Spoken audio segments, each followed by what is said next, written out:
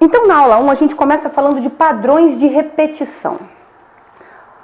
Padrões de repetição são todos aqueles padrões emocionais, circunstanciais ou de experiências que toda vez acontecem igualzinho como acontecia antes. Ah, Fernanda, eu sempre atraio os mesmos tipos de parceiros que me fazem sentir desta forma.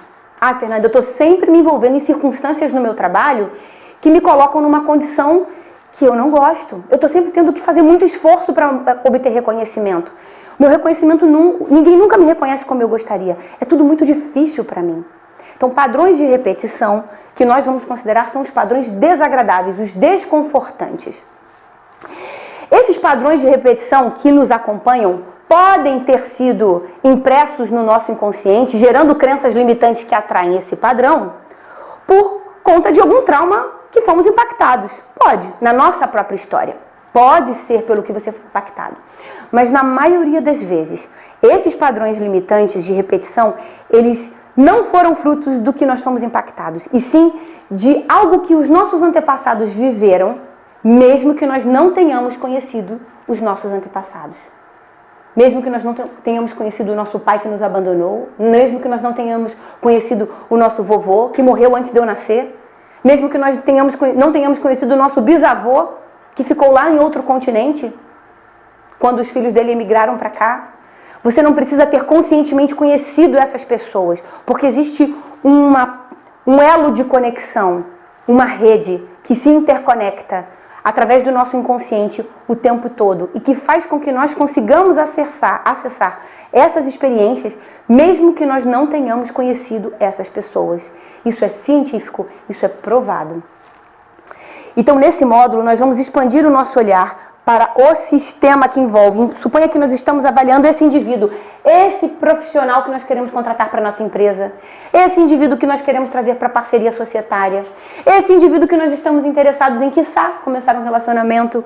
O que acontece ao redor dele? Eu preciso entender o meio onde ele está inserido. Não é só para entender por contágio social como ele se comporta, porque contágio social também interfere, mas a que tipo de modelo ele foi impactado e está repetindo aquele modelo achando que é um jeito certo de se viver.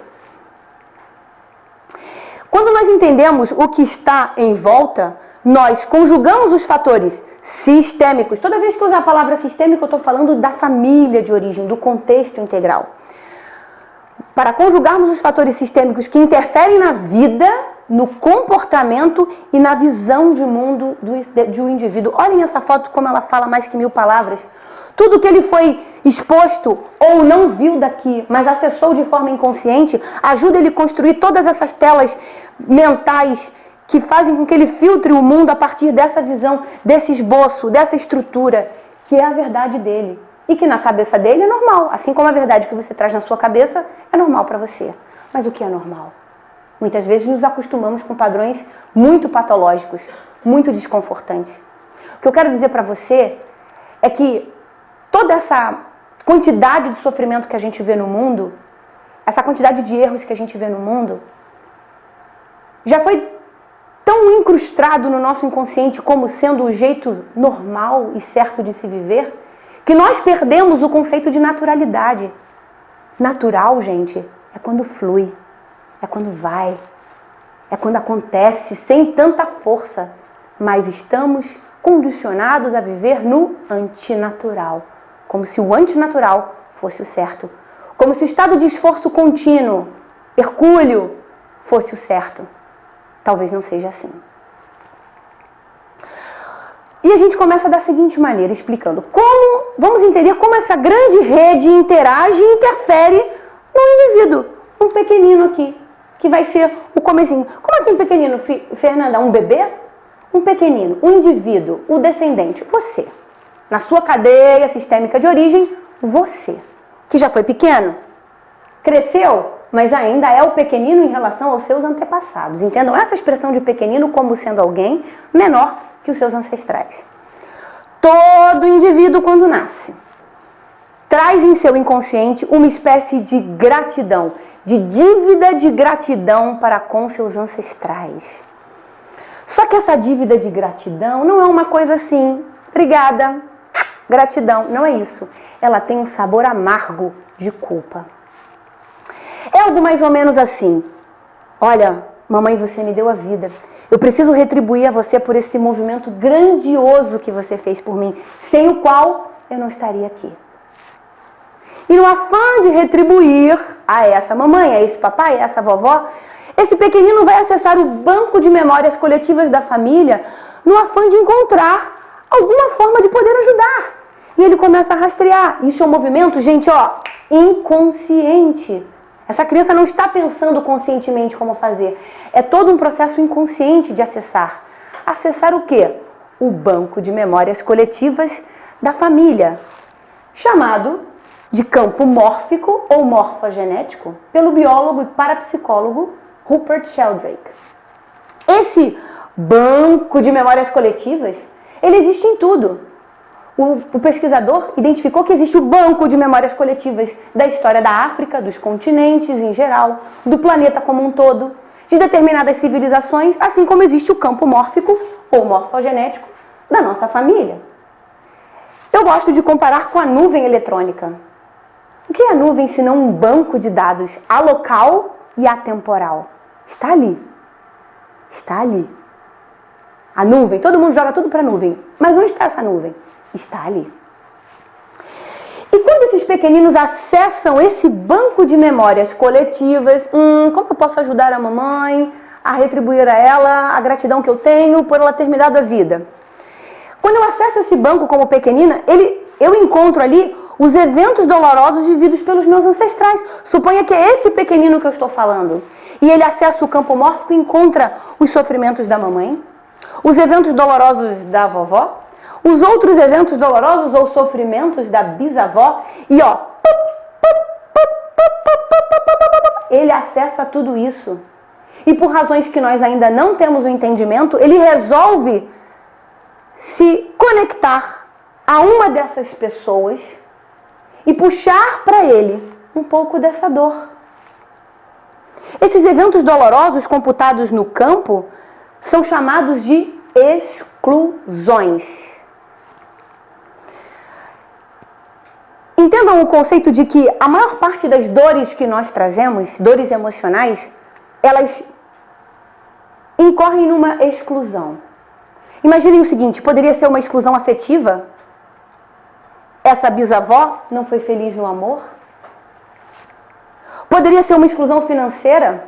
O papai nunca conseguiu o emprego que ele queria, nunca conseguiu ter dinheiro, sempre viveu à margem, pedindo ajuda dos parentes. Poderia ser uma exclusão profissional, onde o bisavô nunca conseguiu também arrumar um trabalho que gostaria, trabalhava, tinha dinheiro, mas não era feliz no que fazia. Pode ser uma exclusão por degradação do vício, o álcool, as drogas excluem porque nos degradam, nos subtraem a condição de dignidade e você se sente naturalmente excluído. Uma exclusão por abuso sexual, porque quando alguém é abusado, existe uma complexidade de sentimentos que envolvem ali a criança, ela esconde, ela sente, é um segredo, não deixam ela contar, ela traumatiza, ela foi exposta a algo que ela não deveria ser exposta, ela sente culpa, ela sente medo, ela sente vergonha, e ela foi excluída ali, ninguém viu. Como fica isso? Ela foi excluída, a dor dela não foi vista.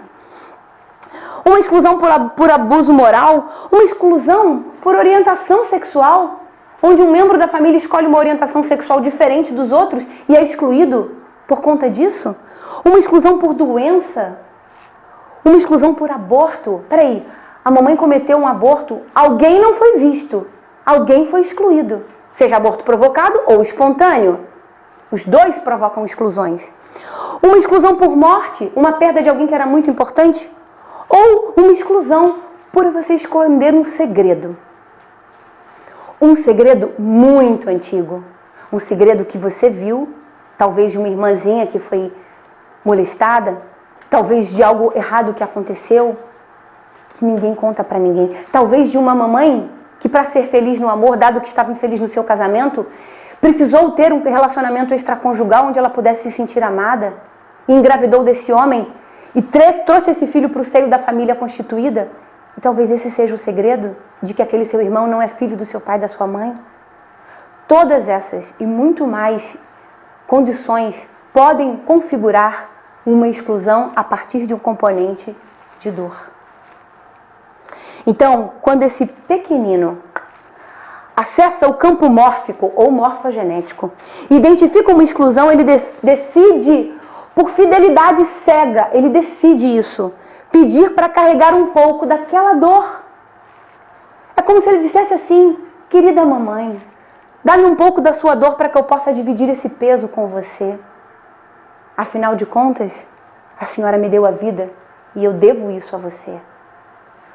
Ou, querido papai, ou, querido vovô, não se sabe.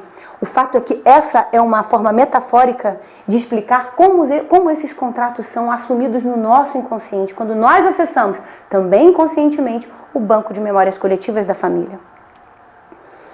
E é nesse momento que você diz: querido, dá-me um pouco do seu sofrimento, no afã de eu te aliviar dessa dor, é que você estabelece um pacto. Pactos ocultos. Pactos são também contratos feitos por fidelidade cega a essa estrutura que sofreu. E é aí que o contrato é feito, que o computador interno daquele pequenino começa a receber um download. Ele recebe um download no computador dele, pequenino, dentro da estrutura energética dele. Download de quê? Dos programas biológicos ancestrais, que estão arquivados nesse campo mórfico. E nesse momento que você faz o download dos programas biológicos ancestrais no seu computador interno, eles contaminam o seu computador, o computador do indivíduo, com esses programas autoexecutáveis. Na informática, isso é o quê? São vírus. Vírus autoexecutáveis que vão se instalar numa espécie de radar interno. Todo mundo tem um radar interno. E esse radar interno, que está aqui, dentro de você, emitindo frequências para o mundo e atraindo situações no mundo, ele vai emitir frequências relacionadas a vários fatores. Que fatores estão impregnados aqui nesse radar e que ele vibra para o mundo? Que fatores? O predomínio dos seus pensamentos e emoções, porque tem a parte que é sua. O registro das experiências que fomos impactados, o rompimento de um relacionamento, ou quando você viu uma coisa na escola que ficou muito traumatizado, de um amiguinho apanhando muito, ou de um bullying escolar. Está tudo preso no seu radar, está tudo emitindo uma frequência. As crenças limitantes que você foi construindo a partir dessas experiências todas e os tais programas autoexecutáveis que foram baixados da sua ancestralidade. Tudo isso está aqui. Olha essa imagem, gente. Nós somos além de um corpo físico, nós emitimos frequências. Isso já é estudado em vários lugares do mundo. E essas frequências que nós emitimos vão atrair, isso aqui é o nosso radar, um outro desenho de radar. Vão atrair pessoas, circunstâncias, situações e experiências para o seu campo de vivências. Experiências, pessoas, situações, circunstâncias que reforcem os pactos e contratos assumidos. Que pactos e contratos? Pactos e contratos de, por exemplo, memórias de escassez, tenho que ser pobre, tudo que eu começar a trabalhar vai dar sempre errado. Pactos e contratos de rejeição, eu tenho sempre que ser rejeitada. Repare bem, essa mulher, por exemplo, ela não quer ser rejeitada, ela quer encontrar um homem para ela, mas ela não entende por que todas as relações que ela se envolve, o parceiro abandona, rejeita, não responde no WhatsApp, não quer mais saber. Ela não entende isso, mas é um padrão. Os pactos e contratos ligados a abandono, a falências financeiras, gente, são infinitas as possibilidades. Eu estou dando as mais comuns. E a nossa mente racional, dominadora, controladora, quer entender. Quer entender porque ela acha que se ela entende, ela tem o controle. É uma necessidade do ego humano, nós já vimos isso anteriormente. A nossa mente racional começa a questionar. Se eu racionalmente eu não quero mais viver esse tipo de experiência desconfortável, por que é que eu continuo atraindo isso para a minha realidade? Oh God, por quê? O nosso ego enlouquece. E ele então, no afã de se manter no controle da razão, começa a conjecturar as possíveis causas para entender por que aquela situação está se repetindo e vai, conjectura. Peraí, então foi por isso? Ah, já sei, eu vou no psicólogo, eu vou no terapeuta e você passa 10, 20, 30, 40 anos fazendo análise que vira um vitimicídio. Você vira expert da sua própria história. Você vira PhD para palestrar sobre o seu próprio sofrimento, mas você não encontra um porquê e tampouco encontra soluções. Porque, via de regra, nenhuma dessas explicações racionais explicam suficientemente. Não explicam, não. Você pensa e se satisfaz com aquela explicação, para parecer que você tem o controle. É só isso, eu vou logo te avisando. Mas o que é pior, não conseguem reverter esses padrões. Vencidos pela exaustão, os egos talvez até consigam admitir que isso não coloca todos esses egos no controle de nada. Ficamos exaustos.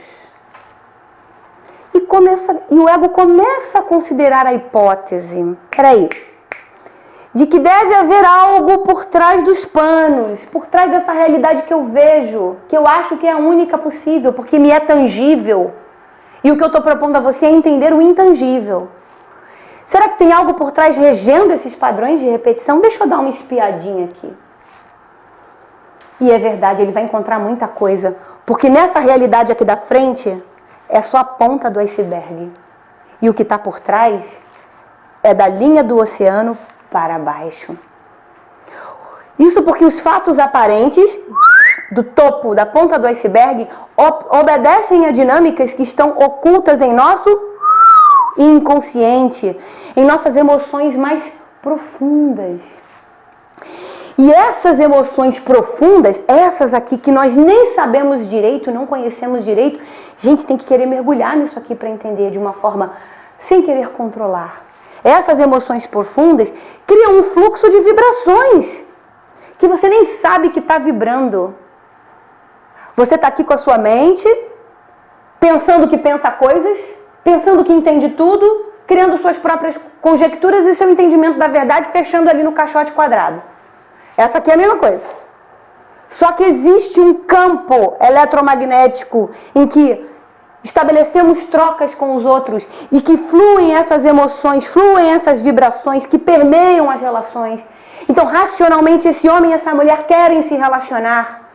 Mas, às vezes, os diálogos que estão sendo estabelecidos com as vibrações que eles trazem nas emoções profundas, aqui, vindos do sistema de origem, vindo do que eles foram impactados, estão em diálogo constante. Não estão vendo, porque é intangível. E esses diálogos aqui, essa troca vibracional, ela gera a ressonância, quero estar perto, ou a dissonância, não quero estar perto. E essas emoções ocultas, essas que podem ser por conta do predomínio dos seus pensamentos, emoções, podem ser por conta de algo que você foi impactado, aquele tal do bullying escolar que fez você se sentir excluído e abandonado e está com medo de ser abandonado aqui, vibrando abandono o tempo todo, sem você saber que está vibrando, que tá com medo de ser abandonado. E de tanto medo de ser abandonado, não é que é abandonado de novo? Porque a gente está emitindo essa frequência de abandono. Mas essas emoções também podem estar implícitas no que nós chamamos de código mãe e código pai, que nós vamos ver na próxima aula.